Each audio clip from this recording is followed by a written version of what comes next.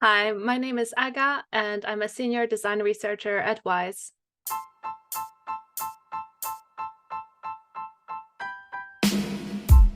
My guest today is Aga. Aga is a senior UX researcher at WISE, where she leads research on WISE's business customers.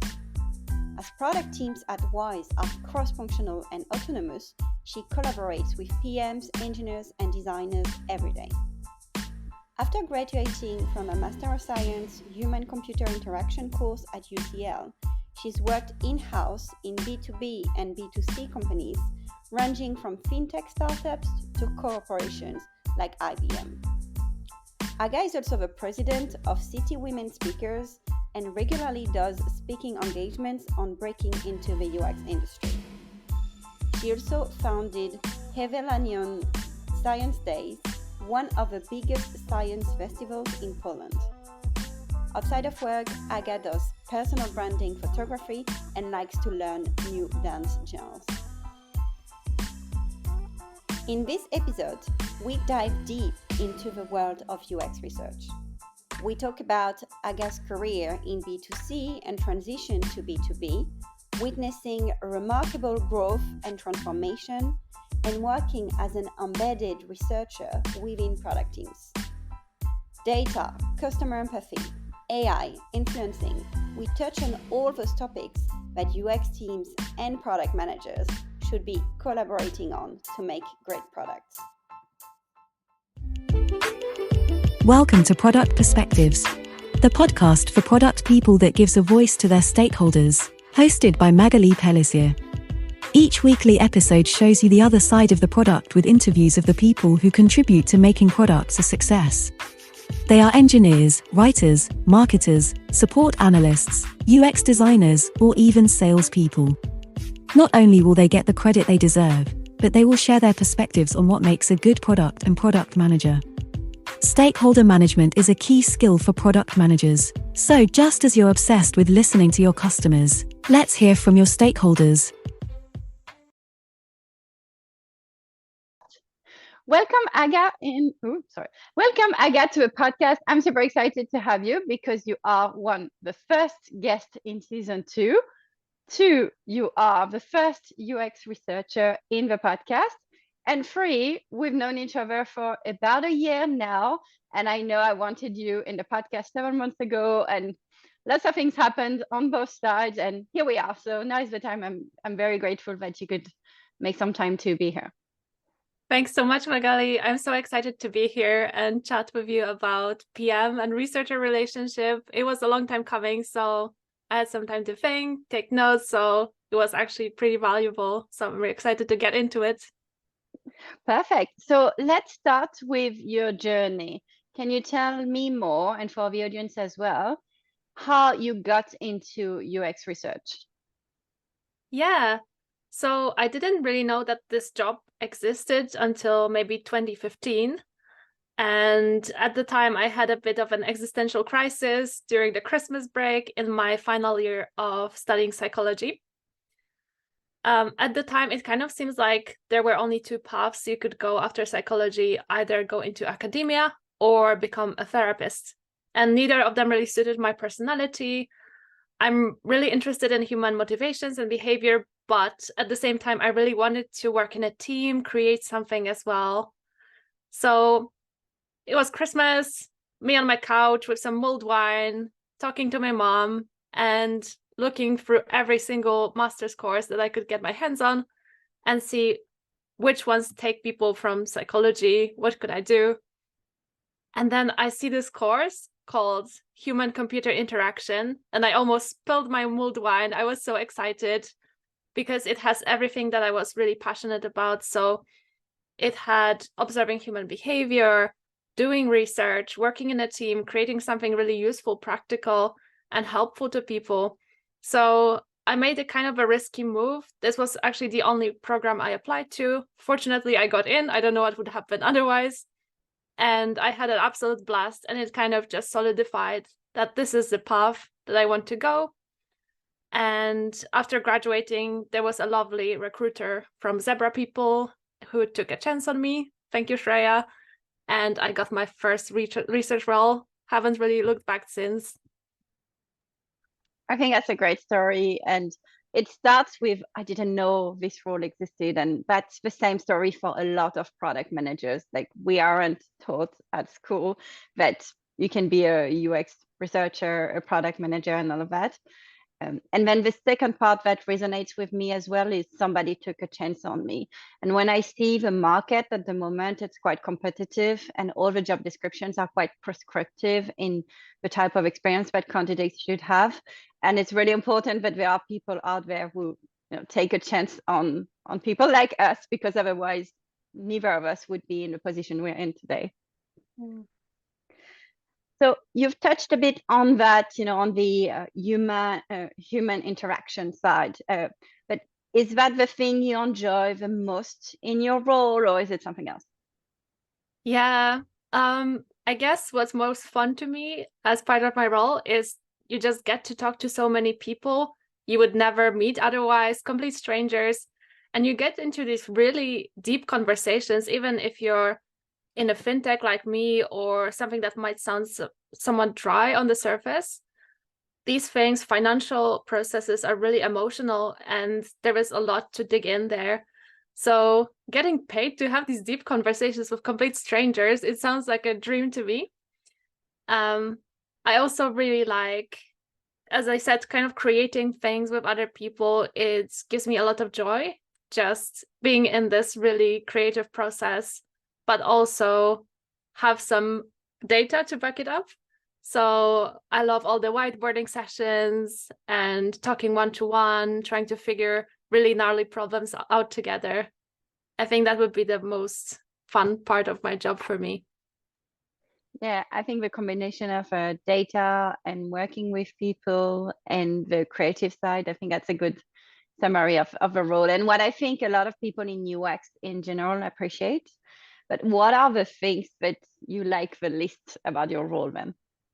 Oh, now I'm interested in yours as well. What do I like least? I would say admin. It's just quite dull to me. And I know people who are amazing at it. So fortunately at WISE, we have a wonderful research ops team, and they take care of so many operational things, admin. They just help us get out so much more research and not to worry about it too much. So that's one of the things that I really appreciate in WISE, because it's such a rarity. It's really incredibly rare to have a research ops team. And so I don't have to worry about it. So I have the fun bits, but I don't have my least favorite bit, which is a great situation to be in. I'm thinking I should almost invite the poor people in your UX research ops team to talk about what their job is like, because that sounds horrible. I hope I'm not just doing that. No, they absolutely love it though. Oh, really? Okay. It's the first time I hear UX research ops. I mean, we talk a lot about product operations. I think sometimes with some people helping on the design side, I've heard the design ops. I guess sometimes they're combined together with research ops, but it's great that you have your team to help you. And that's one of the things we're going to talk about as well, in how WISE is structured and how well supported you are. I already know the answer to that. It sounds like a great company to work in. And on the admin side, we're going to talk about AI later and whether this might help as well. So,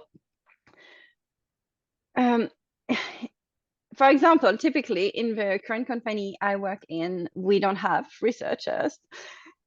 So the designers take the role of researchers. The PMs have to do this as well. What's your view on that? Like, can we really do it all? What's the value of having real UX researchers as part of the company?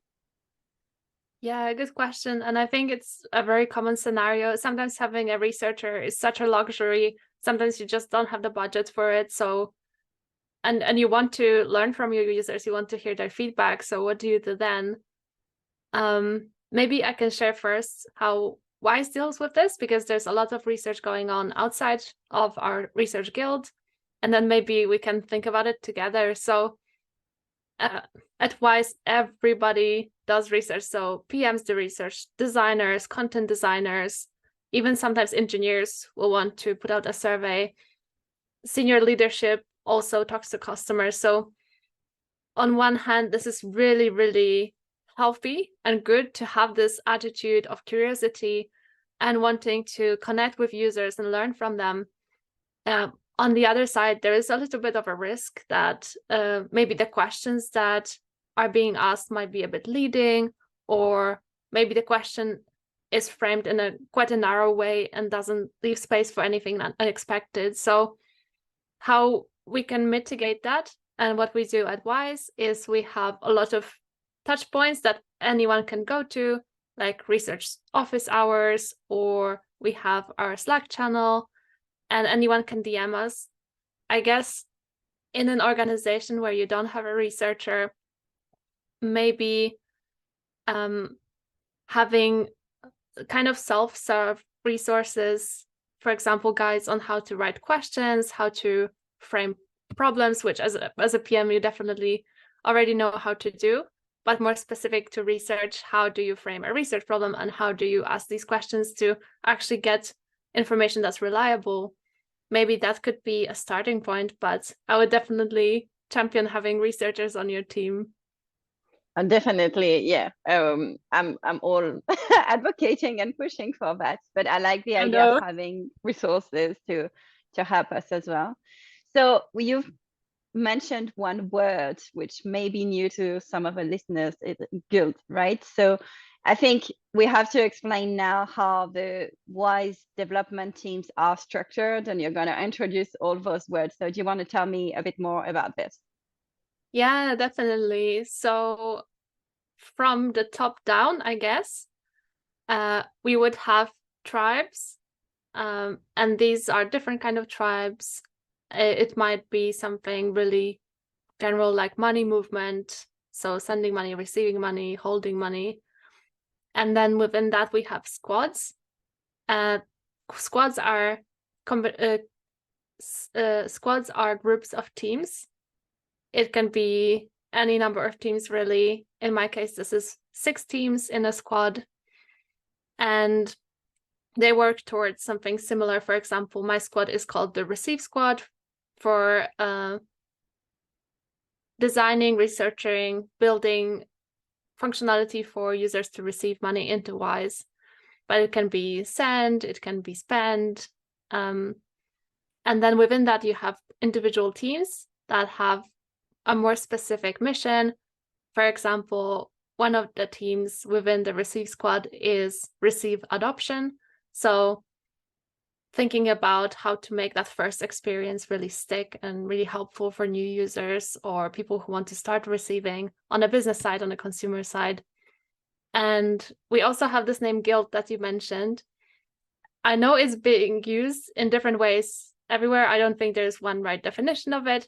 Otherwise, the context for this is a guild is a collection of people who have the same function. So you would have the research guild, you would have the design guild, content design guild, and we don't necessarily work together most of the time, but we support each other with developing our skills and sharing knowledge, and it's a bit more casual than being embedded in a team.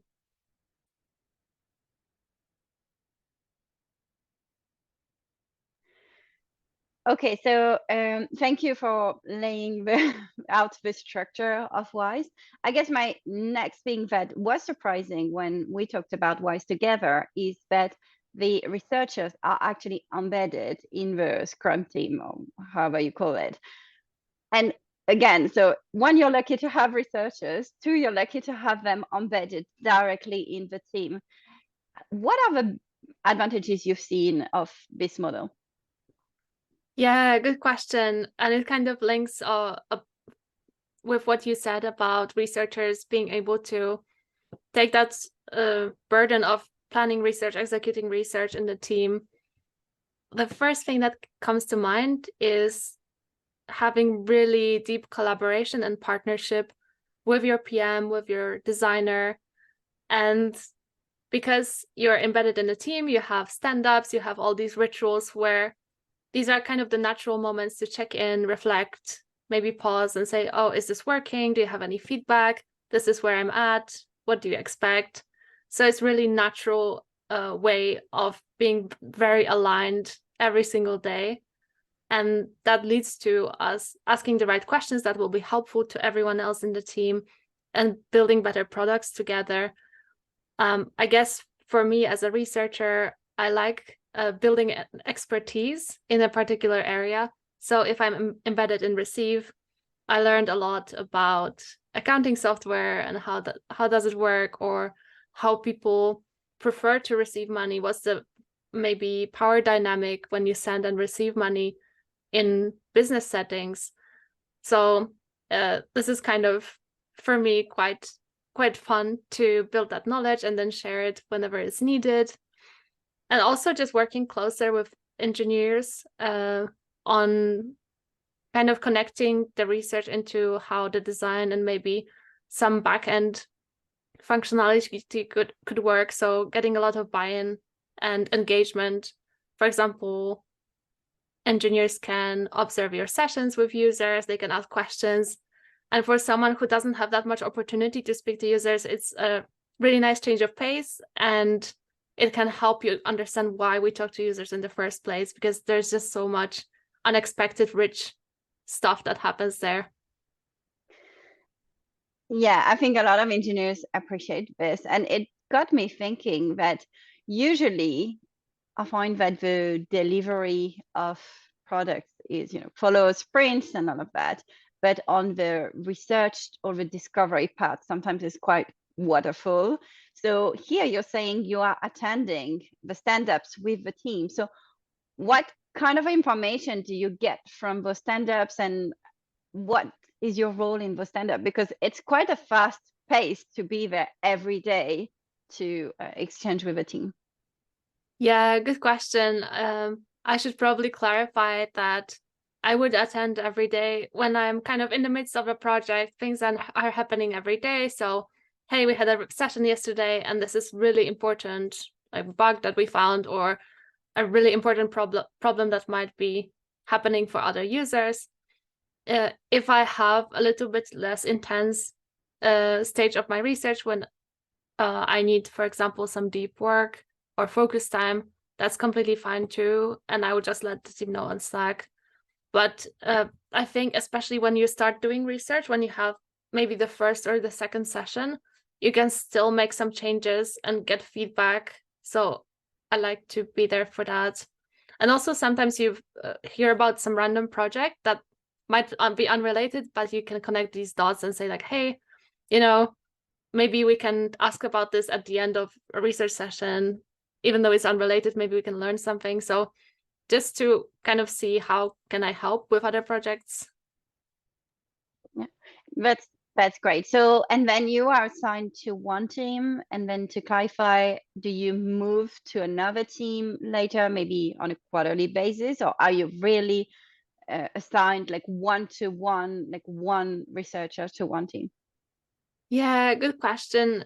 At WISE, there is a lot of autonomy and freedom, depending also on team's capacity and research needs, to move across teams. So I've been at 3 different teams at WISE now.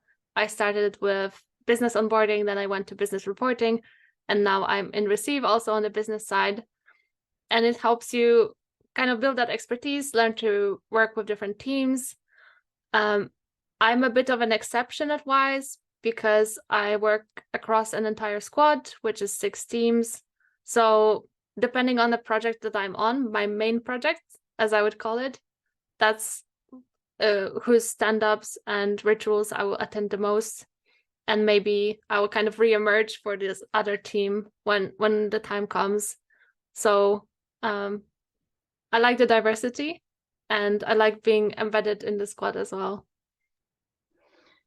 Okay, that's great. That's good to know that it's flexible and you get that variety.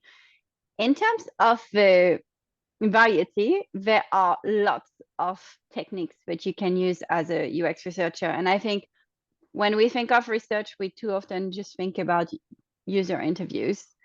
face to face back in the days, or remote nowadays. That's the first thing that comes to mind.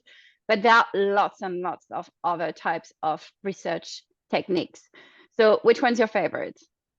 I really love observational research. So contextual inquiry, actually visiting businesses, visiting users, and seeing the whole context. Where do they work? What is the context they use our product in? How does it interact with everything? So in my first job, we had this amazing program called Workplace Observations, where we would literally travel the whole of the UK and beyond to observe businesses for the whole day.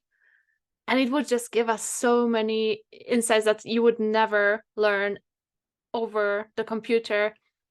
So you would see how the monitors are arranged and why people want to arrange them in that way. Or you would see what happens during water cooler talk. Actually, a lot of important information is exchanged without any technology, and how then it kind of impacts how they use our app. And also people build this trust with you over the course of the day, and then they're ready to share feedback that they wouldn't maybe feel comfortable sharing just kind of seeing you on camera. So you build this relationship and you get so much deep stuff out of it. Yeah, and you also have a lot of adventures. So we would go to random offices in the middle of nowhere with wild horses running around, or just visiting another country as well and seeing how culturally businesses work differently. That was a massive treat, and I can't wait to go back to it soon. That sounds great.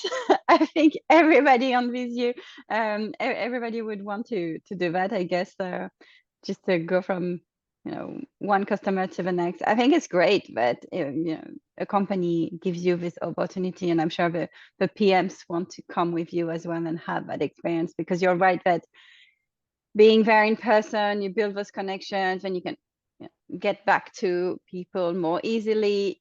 And we're going to talk about maybe just getting the output of research only, but it's not the same as really being there and experiencing the thing. So you've mentioned one thing around tools, and that some interactions and some nuggets of information are actually captured at the water cooler without any use of technology. But for you as a researcher, which tools could you not live without? Oh, interesting. I feel like everyone in the product team has different tools that they absolutely can't live without. For me, there are two. The first one is Calendly, which allows you to automatically schedule your research sessions.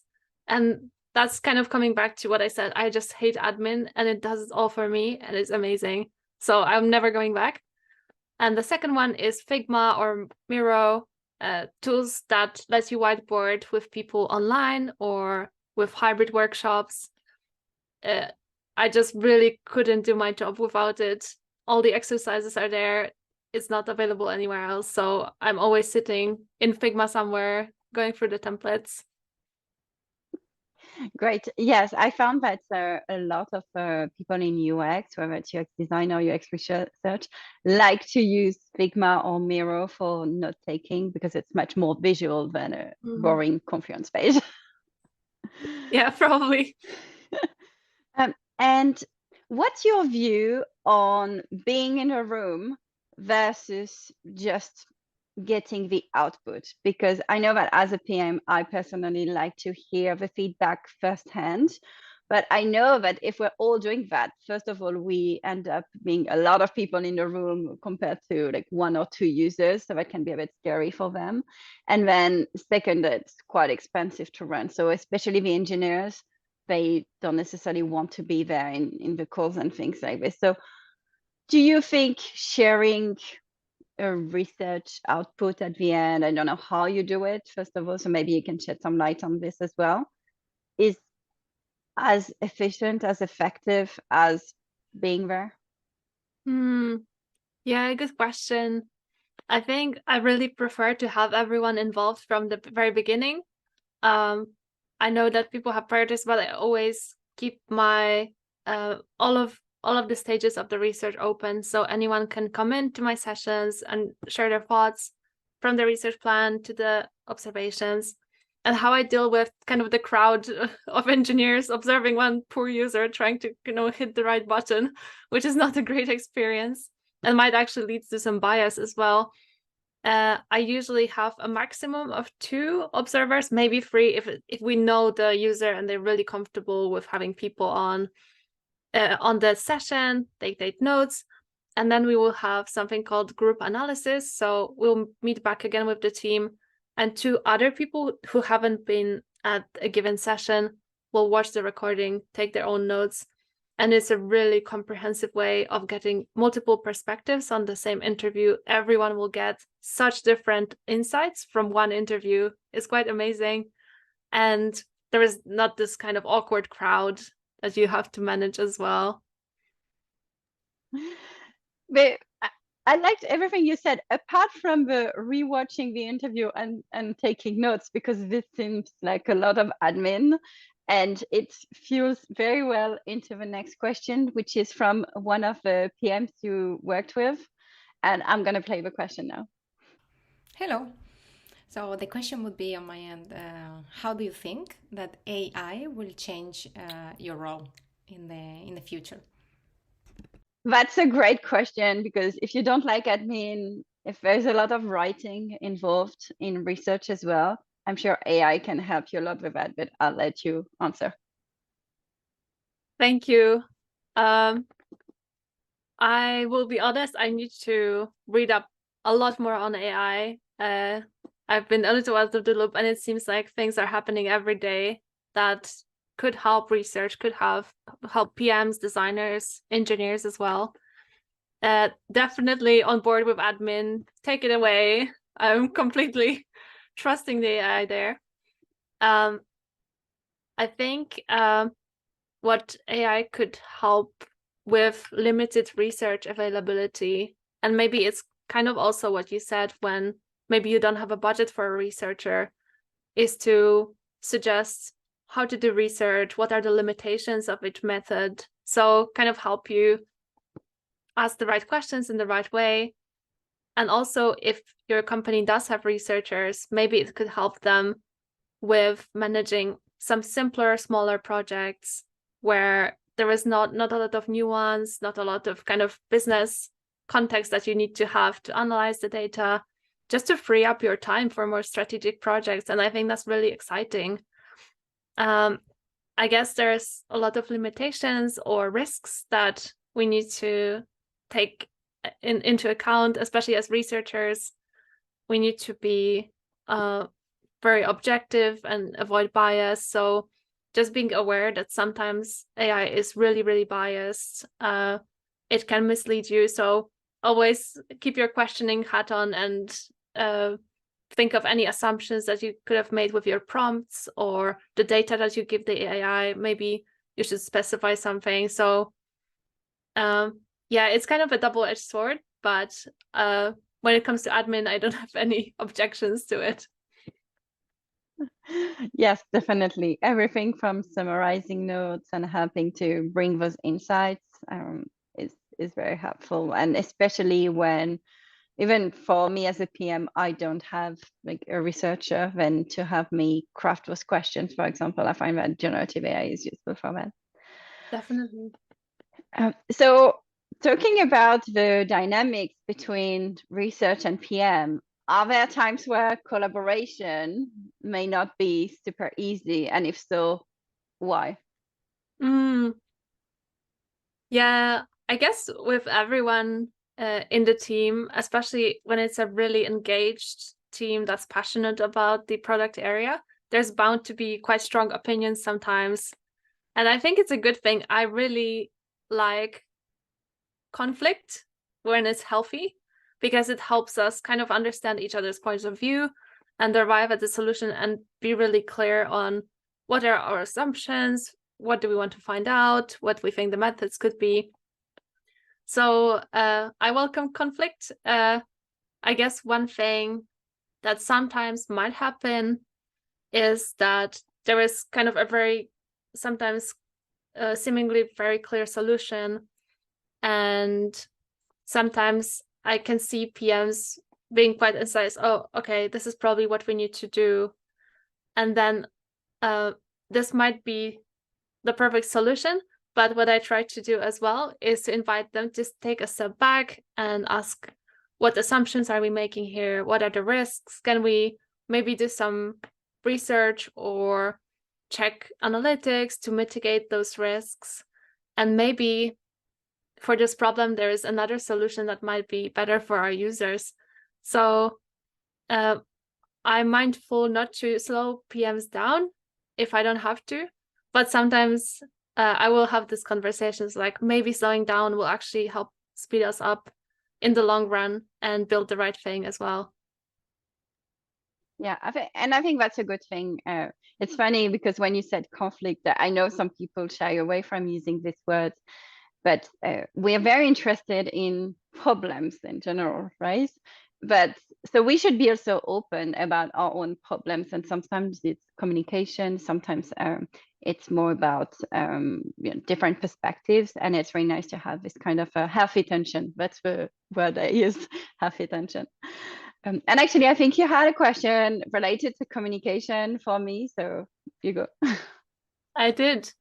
So I was really interested in how you as a PM utilize storytelling in your role. I know the PM job can be really technical at times, super complex. There are so many moving parts.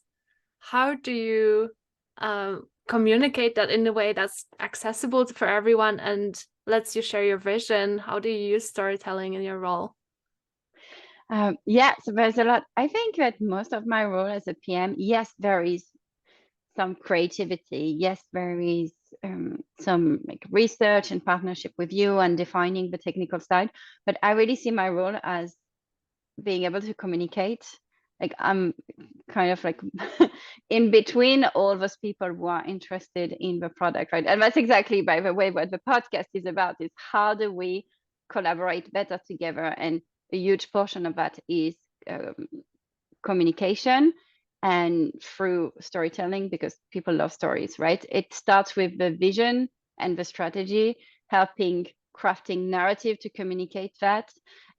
It's in every time we engage with stakeholders, pitching an idea, whether it's a new idea or an improvement, it's in user stories, and it's got a name story in it, right?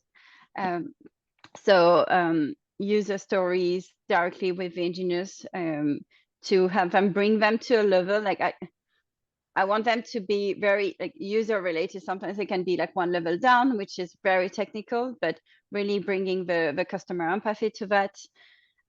It's around every decision, like having to explain why one decision is made versus the other option, and encouraging conversations about the priorities. So I think storytelling is everywhere, but it's also not just internal, but with customers as well. When you do marketing for launches, it's all about how you position the product and how you connect with the customer and the buyer through storytelling. So I think it's everywhere. How do we get better at that?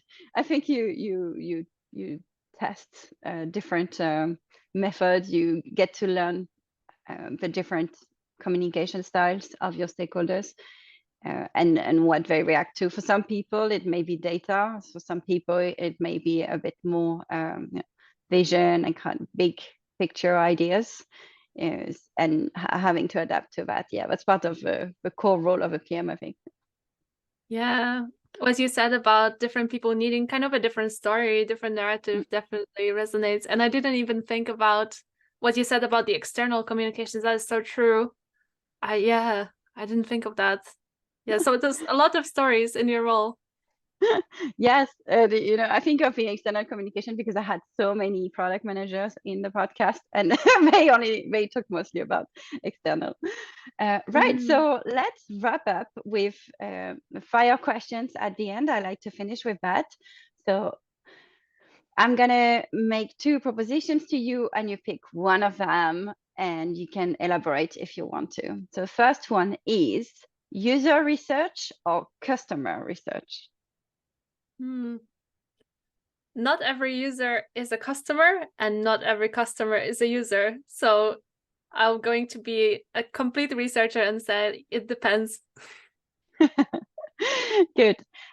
Primary or secondary research? Primary, if you have a really specific niche problem. Sometimes you can get away with secondary if it's quite a common generic documented problem. Yeah, ideally that's a good point. and I think sometimes we forget the secondary research, but there's lots of information out there in the internet that we can look at, or online or in person. If you want convenience and diversity of users, probably online. But if you want in-person connection and contextual information, then definitely in person. Yeah, you've decided not to pick any. It's such a researcher thing to do. I'm just stereotyping myself completely. Right. B2B or B2C? B2B, very partial because they're more complex, and I just love that. Good. Now I'm going to introduce a bit of friction because I know these are your competitors. So Revolut or Monzo? Ooh, wise. Trick question.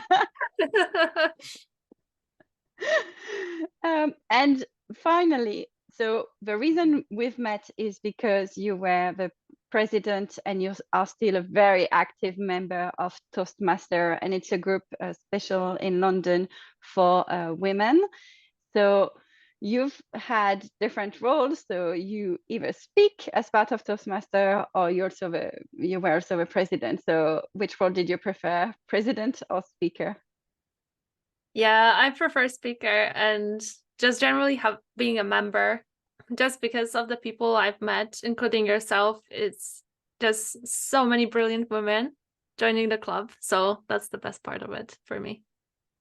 Great. And thank you for helping to bring these women together.